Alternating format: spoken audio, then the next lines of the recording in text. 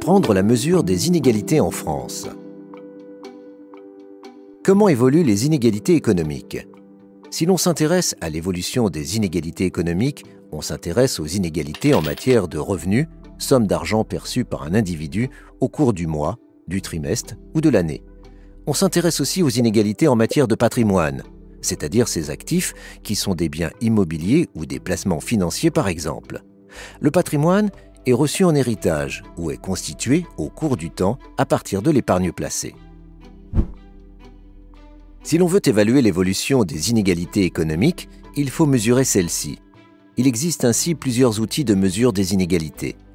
Prenons la répartition des revenus en déciles. Si les 10% les plus riches, après le 9e décile, gagnent au moins 3 000 € et que les 10% les plus pauvres gagnent au plus 1 000 €, alors le rapport interdécile est de 3. Cela signifie que les 10% les plus riches gagnent au moins 3 fois plus que les 10% les plus pauvres.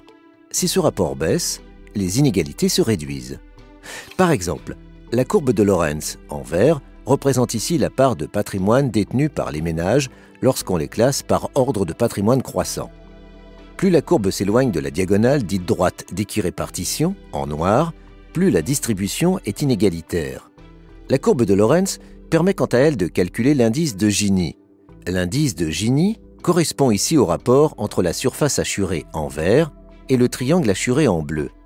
L'indice, ou coefficient de Gini, est un indicateur qui varie entre 0 et 1. Plus il est proche de 1, plus la distribution est inégalitaire. Les inégalités économiques ont fortement diminué au XXe siècle sous l'effet de multiples facteurs. La mise en place d'une fiscalité redistributive, d'une protection sociale accrue, l'élévation des bas salaires sont des facteurs de cette baisse. Mais elles repartent à la hausse depuis une trentaine d'années.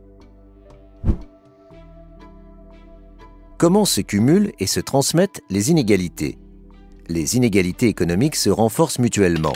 Les individus ayant les revenus les plus élevés sont en mesure d'épargner, ce qui favorise la constitution d'un patrimoine. La détention d'un patrimoine est souvent source de revenus, ce qui accroît les revenus des plus aisés et creuse les inégalités. Les inégalités se cumulent et font système. Les inégalités économiques peuvent entraîner des inégalités sociales dans l'emploi, la santé, le logement, les modes de vie. À l'inverse, les inégalités sociales peuvent entraîner des inégalités économiques, notamment quand elles ont des effets sur la réussite scolaire. Par exemple, un enfant placé dans de mauvaises conditions d'habitat aura moins de chances de réussite scolaire et un accès plus difficile au diplôme et à la qualification, donc un accès difficile à un emploi bien rémunéré.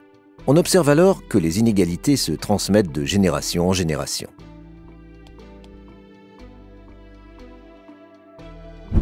Nous avons donc pu constater l'existence d'inégalités économiques et sociales en France au caractère multiforme et cumulatif.